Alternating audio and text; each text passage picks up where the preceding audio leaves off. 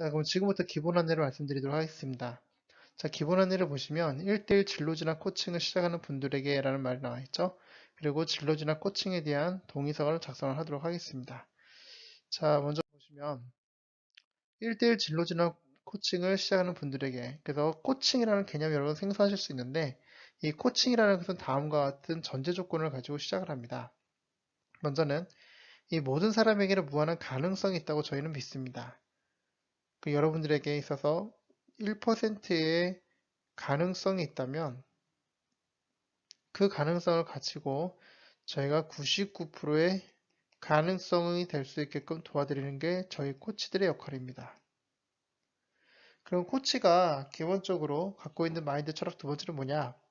모든 사람에게 필요한 해답은 그 사람 내부에 있다는 것입니다. 그리고 그 해답을 찾기 위해서는 파트너가 필요하고 그 파트너가 바로 코치라는 것이죠. 그래서 진로진학 코칭이란 뭐냐면 코치와 진로 발견 의지가 있는 학생 간의 상호 협력적인 약속이며 효과적인 질문과 답을 통해 세상의 필요와 재능을 찾아가는 커뮤니케이션 도구라는 것이죠. 여기서 여러분들이 되게 중요하게 생각하실 건 뭐냐면 코치와 진로 발견 의지가 있는 학생 간의 상호 협력적인 약속이라는 것이죠. 그 때문에 이 약속이 형성되지 않으면 코칭의 효과는 그렇게 크게 나타나지 않을 거고요. 더 중요한 건 효과적인 질문을 코치가 하게 되면 학생은 그 질문을 들으면서 답을 정리해갈 수 있습니다. 그리하여서 이 자신의 재능을 좀 더 살펴나갈 수 있게끔 도와드리는 것이 이 진로진학 코칭이라고 할 수 있겠습니다.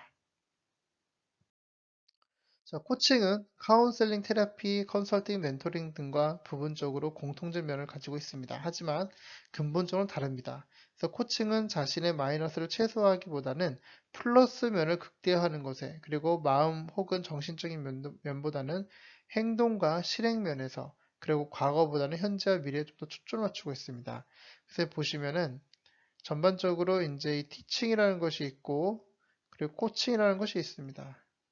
이 가운데에 이제 상담이라는 것이 있죠. 자, 티칭의 주체는 교사가 됩니다. 하지만 코칭의 주체는 학생이 되겠죠. 그래서 티칭은 주로 메시지를 많이 주게 되어 있고요.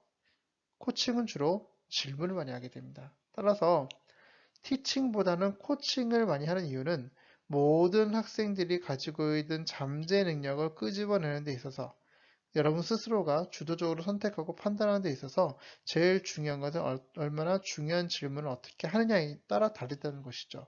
그러기 위해선 저희는 프로세스를 만들 것이고 그 프로세스 안에 여러분의 의지만 가지고 오시면 됩니다. 그래서 코칭에서 주역은 코칭을 받는 학생이 되겠고요.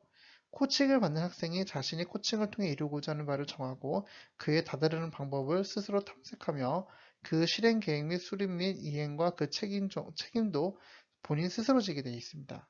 그래서 코칭 세션 중에 대화의 80%가량은 코칭을 받는 사람이 이야기하게 되며 코치는 단지 20% 정도만 이야기하게 됩니다.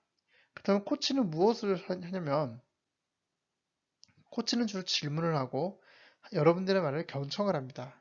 그런 사이에 학생은 코치가 던진 질문에 대해 답을 하고 말하는 동안 자신이 미처 발견하지 못한 잠재력과 해답을 스스로 발견하게 됩니다. 코치는 조언자가 아닙니다. 그래서 조언하기보다는 여러분들 스스로가 해답을 찾아갈 수 있도록 지원하게 되어 있습니다. 다시 말하면 생각하는 힘을 기를 수 있도록 도와주는 역할을 하는 것이죠. 생각하는 힘. 근데 여러분들 아시겠지만 최근에 이제 많은 대학 입시에서 기준점을 갖고 있는 게 뭐냐면 이 친구가 얼마나 생각하는 친구인가 이것을 보는 것이거든요. 그래서 그런 전반적인 생각하는 힘을 가질 수 있게끔 코칭 프로세스가 주어지게 되어 있고요. 그 프로세스 안에서 질문과 경청에 의해서 이루어지게 되어 있습니다. 따라서 이 코치가 질문하는 것은 자연스러운 진행 과정이고 그 질문을 통해 진로와 진학을 효과적으로 대비하실 수 있습니다. 이것을 믿으시고 한번 따라하시면 도움이 되실 것 같습니다. 그래서 이제 보시면 이제 진로진학 코칭 모델을 보시면 1단계는 이 자기 이해입니다.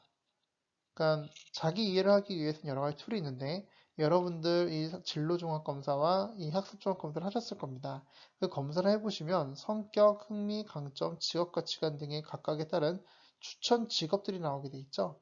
그 직업을 바탕으로 나는 누구인가를 정의합니다. 그래서 사람은 기본적으로 자기가 누구인지 알게 되는 것을 자기 정체성을 찾아간다고 얘기하는데 자기 정체성이 좀 더 확고하면 확고할수록 내면에 힘이 생기게 되어 있습니다. 그걸 바탕으로 모든 사람들은 계획을 세우고 싶어 합니다. 근데 그 계획이 작심삼일로 끝나지 않고 좋은 습관으로 되기 위해서는 동기부여 시스템이 필요하다는 것이죠. 그러기 위해서 대학 방문도 해보고 자신의 지옥구 멘토도 만나보고 학과를 선택하고 비전 및 미션도 성립해서 나가는 것이 중요합니다. 그렇게 하기 위해 기본적으로 중요한 게 뭐냐? 지속적으로 습관이 잘 되고 있는지 안 되고 있는지 피드백하는 것이 필요한데 누구와 함께 무엇을 가지고 피드백하는가? 바로 코치와 함께 학습 계획, 목표 수립, 일일 계획, 사명서 등을 통해서 자신의 동기를 다시 한번 점검하는 것입니다. 이 과정에서 여러분들이 함께 해줄 분이 바로 여러분들의 코치라는 것이죠. 그래서 코치가 누구냐는 것이 매우 중요하다는 거 다시 한번 말씀을 드리고요. 이것이 전반적으로 진로지나 코칭에서 되게 중요한 요소를 차지하고 있습니다. 그렇다면 이 바른 교육, 이 그룹에서 저희가 추구하는 것은 무엇인가? 왜 많은 학생들이 이 진로진학 코칭이 필요하다 느끼는가? 첫 번째는요, 공부하기 정말 싫을 때. 예전에는 공부를 곧잘했다고 생각했었는데 어느 순간부터 왜 정말 공부를 해야 되는지 하며 의문이 들었다면 진로진학 코칭이 바로 필요합니다. 왜냐하면 이것이 여러분들의 공부의 이유를 올바르게 발견할 수 있도록 돕기 때문에 그렇다는 것이죠. 이 두 번째는 생활이 무기력하고 의욕이 떨어져 보일 때 여러분들은 진로진학 코칭이 필요합니다. 왜냐하면 여러분 스스로가 가장 필요로 요구하는 것이 무엇인지 여러분 스스로 발견하고 전진할 수 있도록 돕기 때문에 그렇다는 것이죠. 세 번째는 누군가의 도움이 필요할 때 여러분들에게는 바로 이 진로진학 코칭이 필요합니다. 왜? 객관적인 데이터, 과학적인 질문을 토대로 도움을 필요한 학생들이 많이 있습니다. 하지만 그 미래에 대한 비판적 사고와 그리고 개인의 삶을 희망 렌즈로 바라볼 수 있도록 도와주는 것은 바로 진로 진학 코칭이 필요한 이유가 여기 있습니다. 그래서 그동안 이제 많은 학생들을 이제 코칭하면서 느꼈던 것은 무엇이냐면, 돌아갈 수 있는 것들을 쉽게 돌아가지 않게끔 다시 시행착오를 줄일 수 있고요. 그리고 여러분들이 정말 무엇을 원하는지 알 수 있습니다. 따라서 여기에 나와 있는 코칭 소감들을 한번 읽어보시면 여러분들이 이런 것들이 바로 이제 코칭에 관련된 것들이 있을 수 있겠구나. 그래서 만약에 여러분들의 그 담당하는 코치와 함께 진로진학 코칭을 하는데 마음 답답한 게 좀 쌓여져 간다. 그렇다면 그걸 기억하십시오. 그 선생님이 코칭을 하고 있는 것이 아니라 컨설팅을 하고 있다는 것을 생각하시면 됩니다. 그래서 이 코칭과 컨설팅이 다르다는 걸 기억해 보시고 좀 더 도움을 얻으시면 도움이 되실 것 같습니다. 그래서 먼저 이제 여러분들이 이제 담당하는 코치가 배정을 받으면 그 진로진학 코칭 첫 세션에서는 이 동의서가 완성이 되셔야 됩니다. 그래서 여러분의 담당 코치의 이름과 여러분 이름, 그냥 학부모 이름이 쓰여지게 될 것이고요. 아래 상호 이해에 관하여서 코칭을 시작하는 동의한다는 동의서를 쓰게 되어 있습니다. 그래서 코칭 세션은 보통 한 번에 화상은 보통 60분, 그쵸? 그리고 방문을 하게 되면은 네 방이나 방문을 하게 되면 보통 90분에서 100분이 소요가 됩니다. 한 달에 보통 4번에서 5번 정도가 소요가 되고요. 시작하는 날부터 보통 끝나는 날, 보통 한 3개월 정도 잡게 되어 있습니다.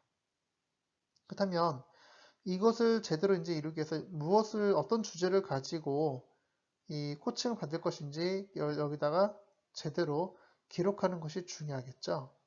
그리고 여기에 따른 결정과 행동, 그리고 그 행동에 대한 결과에 대해서는 여러분들이 스스로 진다는 것에 대해서 동의하시기 위해서 여러분들이 이것을 확인하시는 겁니다.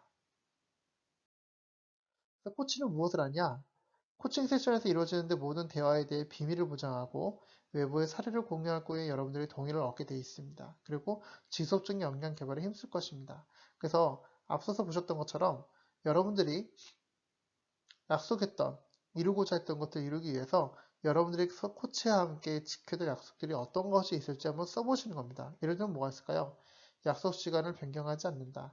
변경을 하더라도 뭐 하루 전에 미리 얘기를 한다든지 자신이 말한 거 반드시 지킨다든지 등등의 구체적인 사례를 가지고 여러분들이 작성하실 것을 권해드립니다.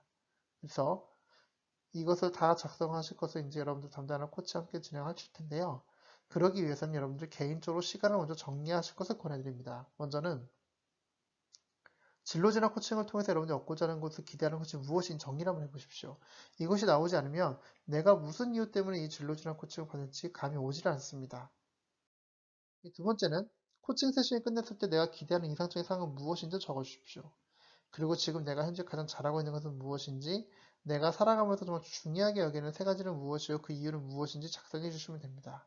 그리고 이 코칭을 통해서 내가 정말 개선하고 싶은 것 세 가지는 어떤 것들이 있는지를 여러분들이 작성해 주시면 도움이 될 것 같습니다.